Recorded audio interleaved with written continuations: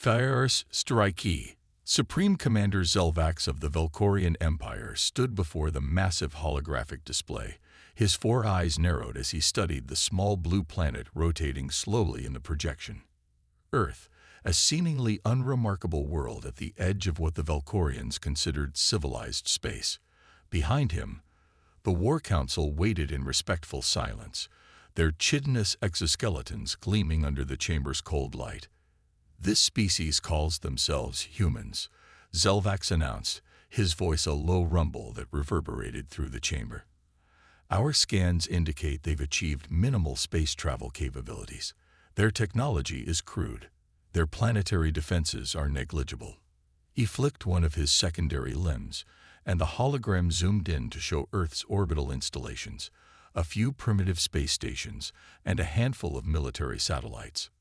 War strategist Nixara stepped forward, her specialized analysis limbs twitching with excitement.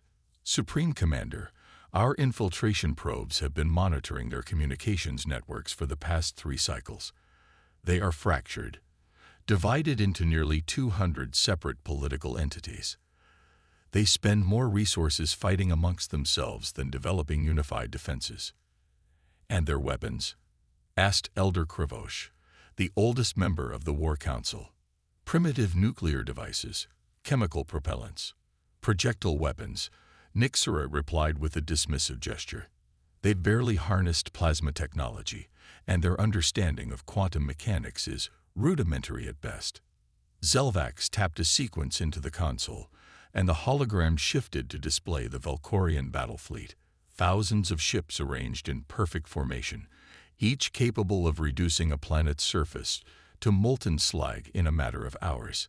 "The third expansion demands new worlds," Zelvax stated. "Earth's resources will fuel our next phase of conquest. Their population will serve in our labor battalions. Their world will become another jewel in the Empire's crown." Elder Krivosh shifted uncomfortably. "Supreme Commander, forgive my hesitation, but our Xenopsychology division has presented some concerning findings about humans." "Explain," Zelvax demanded. "While technologically underdeveloped, humans display unusually aggressive adaptation strategies. They've survived multiple extinction-level events throughout their evolutionary history. Their historical records show a disturbing tendency toward rapid militarization and technological advancement during conflicts." Zelvax waved away the concern. "All species fight for survival, Elder. It is the way of the universe." "Yes, but most species develop cooperation first, then conflict. Humans developed weapons before they developed writing. They achieved nuclear technology by creating weapons, not energy sources. They reached their moon using modified missile technology. Are you suggesting we should fear these primitives?" Zelvax's voice carried a dangerous edge. Krivosh lowered his head respectfully. "I suggest only caution. Supreme Commander, standard protocol would recommend comprehensive study before engagement." Zelvax turned back to the hologram, his decision already made. "The Empire has conquered 387 worlds across 17 star systems. We will not delay the expansion for one primitive planet." He raised his command limb. "Prepare the invasion fleet. Send the standard ultimatum. Surrender or face annihilation." "And if they resist?" asked Nixara. Zelvax's mouthparts curved into what passed for a smile among his species. "Then we will give them a demonstration of true power." On Earth, in the hidden underground chamber beneath the Olympus Mons research facility on Mars, Director Eleanor Chen of the United Earth Defense Initiative reviewed the intercepted Velkorian transmission. Around the circular table sat the 12 leaders of Earth's Unified Defense Command, a secret organization unknown to the public and even most governments. "They think we're divided," Chen observed, her voice calm despite the existential threat displayed on the screens around them. "Good."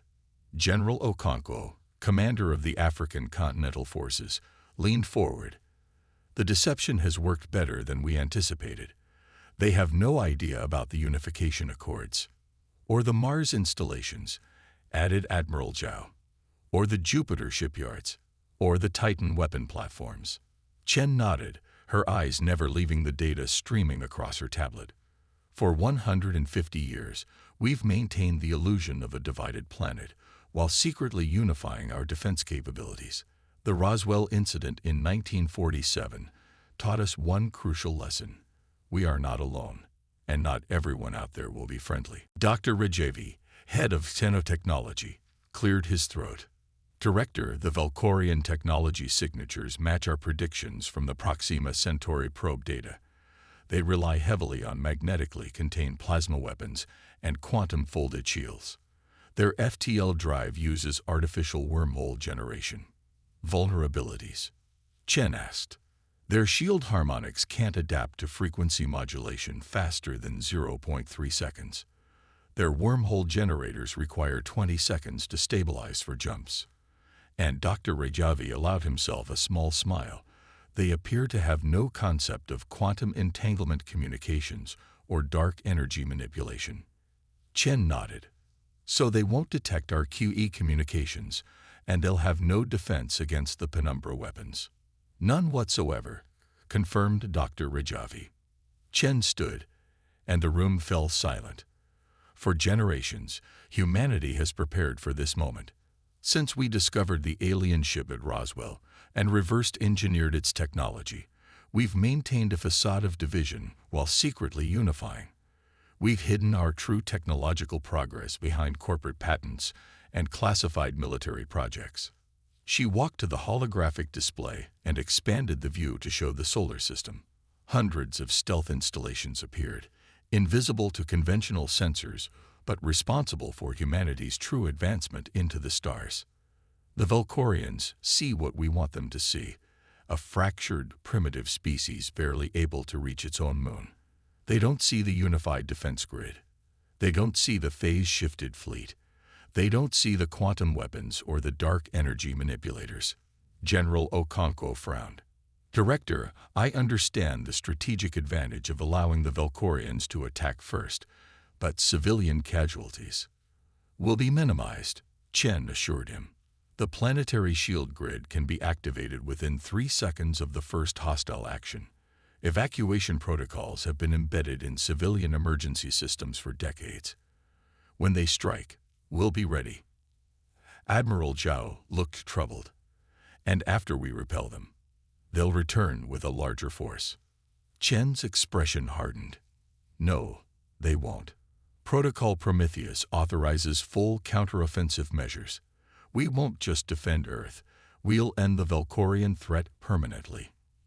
You're talking about taking the fight to their homeworld, Zhou said, his voice barely above a whisper.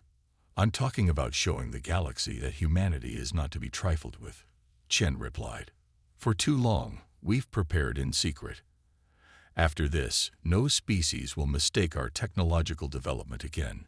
She turned to the assembly. Activate Ghost Fleet Protocol. Bring all dark energy batteries online. Initialize the penumbra weapon systems. Her voice was steady, her resolve unshakable. Let the Valkorians come. Let them fire the first shot. And then let them learn why humanity has survived everything our world has thrown at us for the past 300,000 years. The Valkorian ultimatum arrived on all Earth broadcast frequencies simultaneously. Supreme Commander Zelvax's alien visage appeared on screens worldwide, sending panic through populations unaware of humanity's true defensive capabilities. People of Earth, the translation matrix rendered his clicks and hisses into human language. Your planet has been selected for incorporation into the Valkorian Empire. Your resources will serve the glory of our expansion. Your people will submit to imperial authority. Resistance is futile and will result in planetary bombardment. You have 12 of your Earth hours to surrender unconditionally. The transmission ended, leaving governments worldwide scrambling to respond. Emergency sessions were called. Military forces went on high alert. Civilians began evacuating cities. But in the hidden command center beneath Olympus Mons, Director Chen simply nodded to her communications officer. Send the prepared response. On the bridge of the Valkorian command vessel Inevitable Conquest, Supreme Commander Zelvax was surprised to receive an immediate reply from Earth. He had expected panicked debates, perhaps emergency communications between our fractured governments. Instead, a single transmission, originating not from Earth, but somehow from the fourth planet in the system. A human female appeared on the screen, wearing a simple gray uniform with no markings of rank or allegiance that Velkorian intelligence could identify. "Supreme Commander Zelvax," she began, her tone remarkably calm. "I am Director Eleanor Chen of the United Earth Defense Initiative. We have received your ultimatum and have a simple response. No." Zelvax's neck membranes flared in amusement. "Director Chen, you cannot possibly believe your primitive planet can withstand the might of the Velkorian Empire. Our smallest battle cruiser could reduce your largest cities to ash." "Perhaps," Chen replied. "But before you give that order, you should be aware that your invasion fleet has already been compromised." "Compromised?" Zelvax repeated, his amusement turning to confusion. "For the past 6 months, since your scout vessels entered our solar system, we've been introducing self-replicating nanites into your ship's ventilation and water reclamation systems. These nanites have mapped every centimeter of your vessels and are currently dormant in your critical systems, including your plasma conduits, shield generators, and life support." Zelvax's confusion turned to rage. "Impossible. Our biofilters would have detected."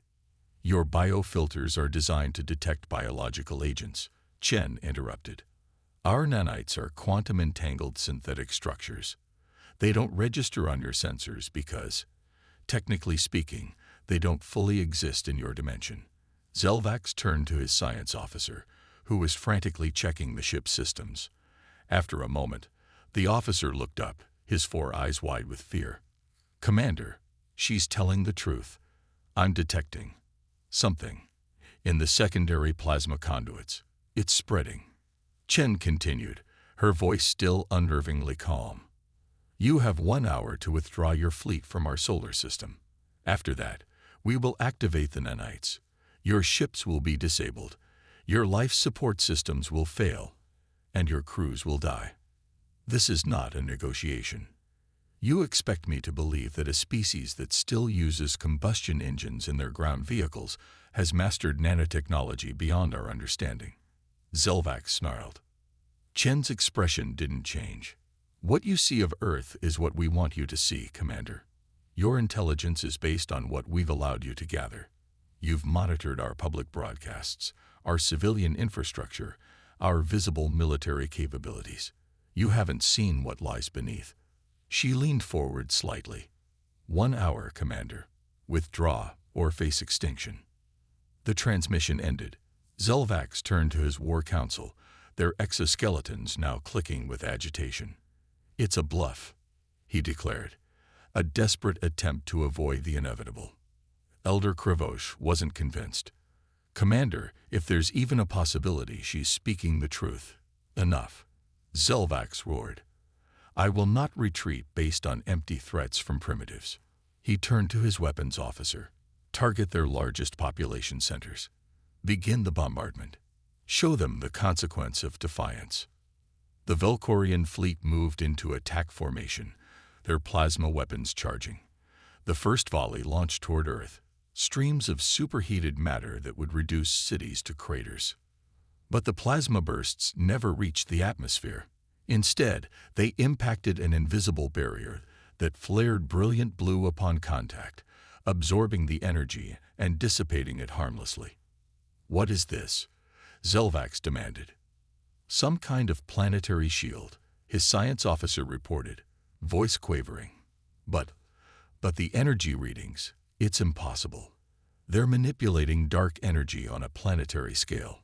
Before Zelvax could respond, new contacts appeared on the tactical display. Hundreds of them, materializing seemingly from nowhere around his fleet. "Stealth technology," whispered the tactical officer. "They were there all along." The human vessels were unlike anything in Velkorian records. No visible engines, no weapon ports, just smooth black hulls that seemed to absorb light rather than reflect it. Director Chen's voice returned over the communication system. "You fired the first shot, Commander. Now witness the consequences of your arrogance." The human ships didn't fire conventional weapons. Instead, areas of space around the Valkorian vessels simply collapsed. Zelvax watched in horror as his outer ships imploded, crushed by localized distortions in spacetime itself. "Fall back," he ordered. "Emergency wormhole generation." "The generators aren't responding," his navigation officer cried. "Something's disabling them from within." The nanites. They weren't a bluff. As his fleet died around him, as his flagship systems began to fail one by one, Supreme Commander Zelvax finally understood Elder Kravosh's warning. Humans hadn't developed like other species. They had evolved on a death world, survived multiple extinction events, and emerged stronger each time. They hadn't achieved technology through peaceful exploration, but through the constant pressure of survival and warfare. And now, the Valkorian Empire had awakened a sleeping giant. The human COVMT Yoristiraiki, the remnants of the Valkorian invasion force, limped back through interstellar space, their once mighty fleet reduced to a handful of damaged vessels. Supreme Commander Zelvax stood before the Imperial High Council on Velcor Prime, his posture submissive, his once proud exoskeleton dull and cracked from stress. "You lost 517 warships." High Chancellor Morvidex's voice echoed through the vast chamber. "The pride of our navy, destroyed by a species that hasn't even established colonies beyond their own moon." "Chancellor, Zelvax struggled to find words that wouldn't sound like madness. "The humans' technology. It defies our understanding. They manipulate dark energy as easily as we control plasma. Their weapons don't destroy. They simply make matter cease to exist." "Impossible," declared Science Minister Kelvar. "No species could develop such technology without centuries of interstellar expansion and resource gathering. Our intelligence was clear. They achieved rudimentary spaceflight less than 100 cycles ago." "Intelligence was wrong," Zelvax said flatly. "They allowed us to see what they wanted us to see. They've been unified and preparing for interstellar war for generations." Chancellor Morvidex rose from his crystalline throne, towering over the assembled council.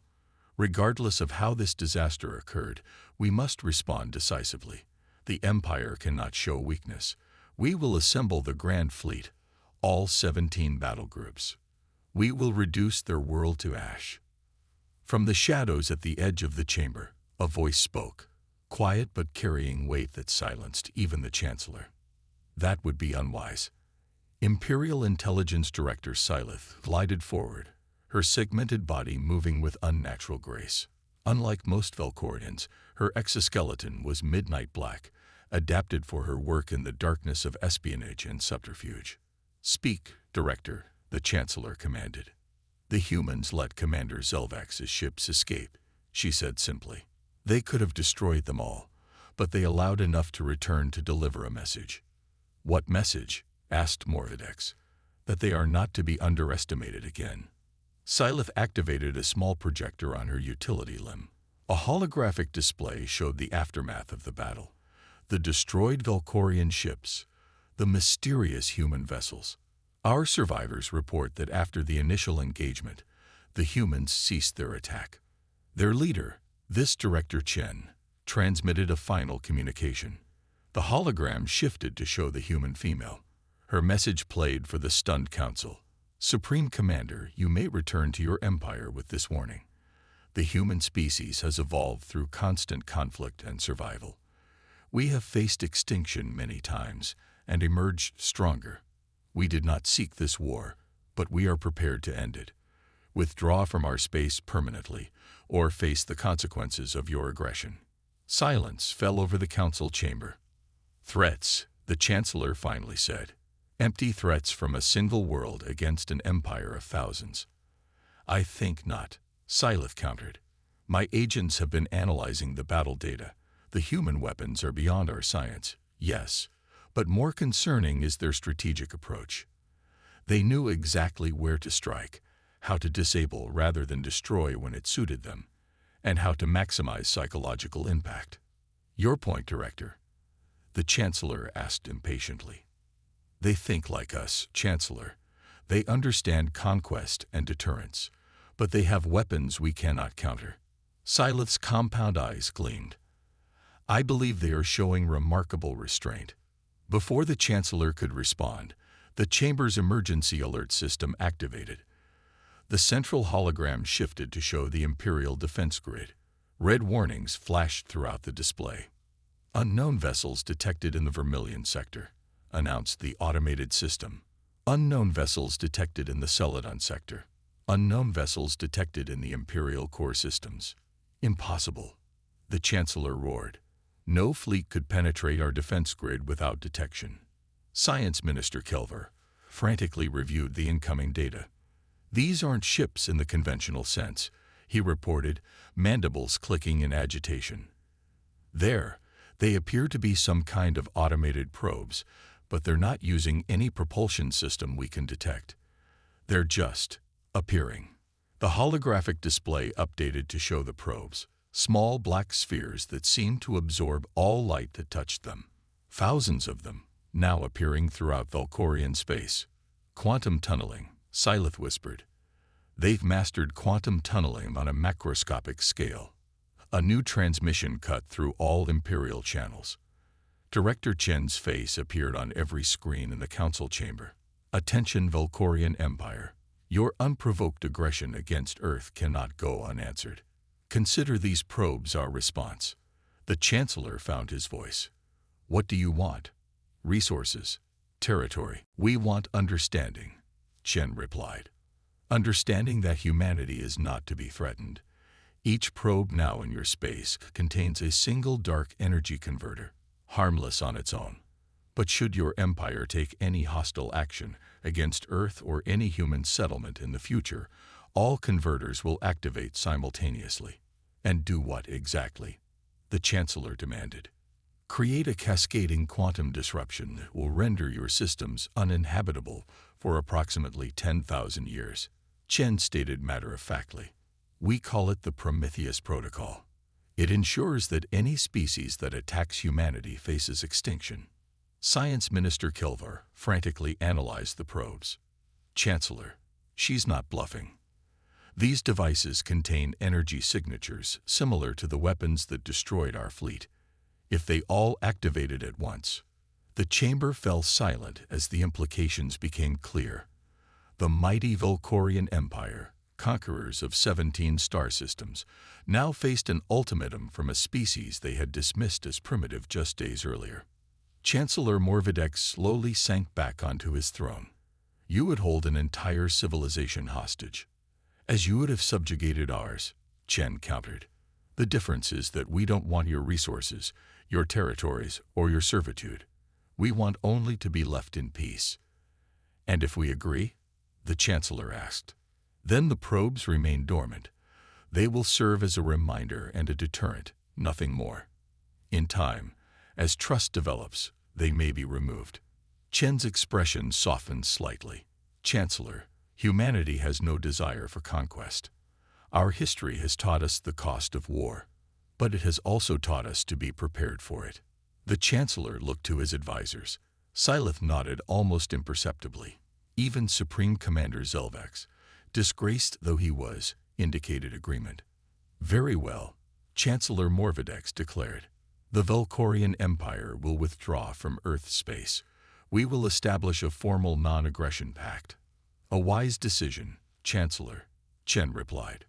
Perhaps in time, our species can move beyond this unfortunate first contact. We have much we could learn from each other, if approached as equals rather than as conqueror and conquered. After the transmission ended, the council chamber remained silent for several moments. Finally, Imperial Intelligence Director Syleth spoke.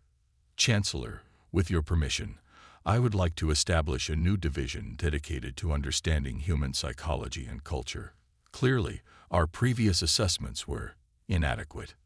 Granted, the Chancellor said numbly, still staring at the holographic display showing thousands of human probes throughout Valkorian space, and send a delegation, a diplomatic one, to open formal relations. As the council dispersed, Supreme Commander Zelvax approached the Intelligence Director. You knew, didn't you? Something about them concerned you from the beginning. Silith's antennae twitched slightly, the Valkorian equivalent of a shrug. I had suspicions. Their history is unusual. Most species develop technology to overcome natural limitations. Humans developed it to overcome each other. Their earliest writings are as much about warfare as they are about art or science. And now? Zelvax asked. Now, Silith said, the galaxy has a new power to contend with. One that doesn't seek expansion, but will react with overwhelming force when threatened. She turned her compound eyes toward the commander. Perhaps the most dangerous kind of species, one that wants to be left alone, but is prepared to destroy worlds to ensure it. In the command center beneath Olympus Mons, Director Chen ended the transmission and turned to the United Earth Defense Council. The Valkorians have agreed to our terms. The immediate threat is neutralized. Admiral Zhao studied the tactical display, showing the distribution of quantum probes throughout Valkorian space.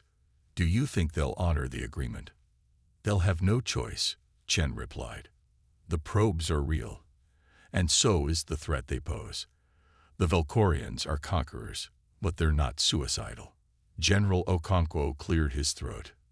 Director, while I supported the Prometheus Protocol as a deterrent, I must express concern about its ethical implications.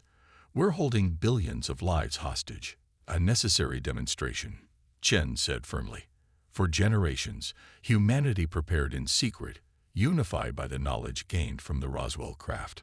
We knew first contact might be hostile. We knew we needed to be ready. She walked to the window overlooking the massive underground shipyards, where the next generation of human vessels were under construction. The Valkorians won't be the last expansionist empire we encounter. But after word of this spreads, others will think twice before seeing Earth as an easy conquest. Dr. Rajavi joined her at the window.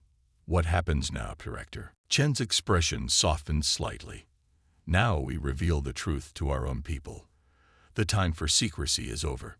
Humanity must understand that we are not alone in the universe, and that we have already taken our place among the stars. She turned back to the council.